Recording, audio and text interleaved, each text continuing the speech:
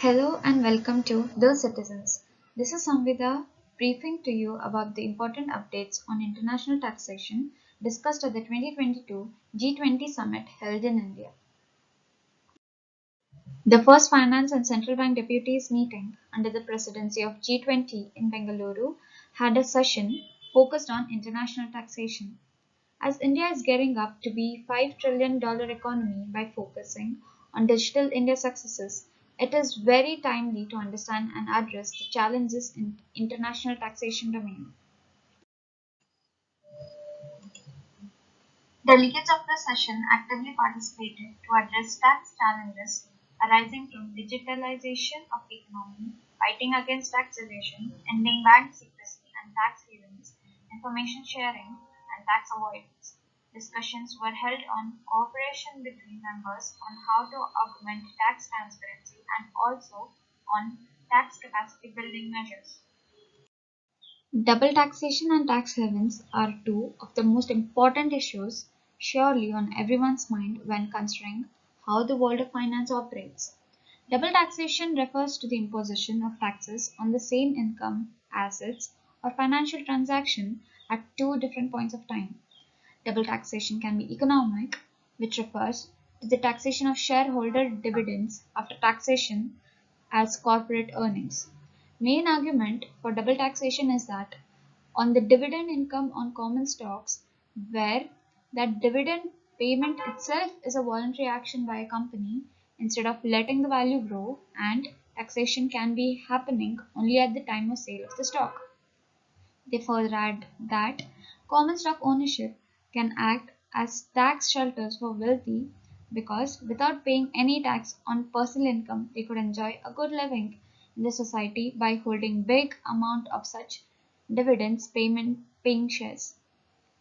Tax havens, on the other hand, were not considered very important till 2008's USA subprime-led global financial crisis. A tax haven is a foreign country or corporation used to avoid or reduce income taxes, especially by investors from another country. This crisis brought forth the point that tax evading using the such havens was much bigger phenomenon than anyone had imagined, and the locations were not the otherwise thought small island alone. Rather, some of the world economy's best known names thrived on such legit yet questionable setups. There is indeed an urgent need for broad based capacity building for the implementation of the two pillar package. The International Taxation Session also sets focus on monitoring progress of design and implementation of the two pillar tax package. First pillar is about a simplified approach for implementing taxing rights over 25% of the residual profit of the largest and most profitable MNEs to be relocated to the market jurisdictions. While second pillar is called Globe Rules, which is about a new global minimum corporate tax rate at 15% to apply to all MNEs with annual revenue over a certain threshold.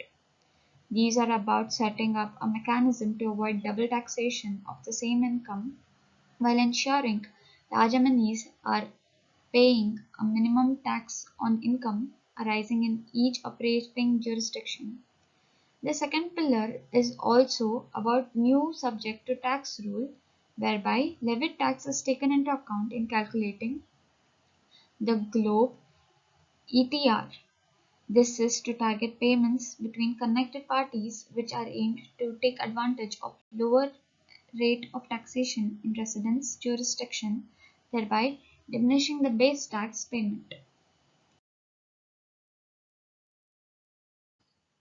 Addressing the concerns of big and small economies alike towards tax evasion and data sharing while maintaining the relevance of national jurisdiction is the key.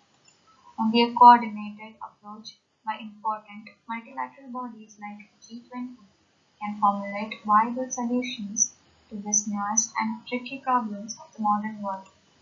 The importance is truly global and can be understood with the fact that around 140 countries have joined a landmark agreement on inclusive framework to address the tax challenges arising from the digitalization of the economy. Thank you.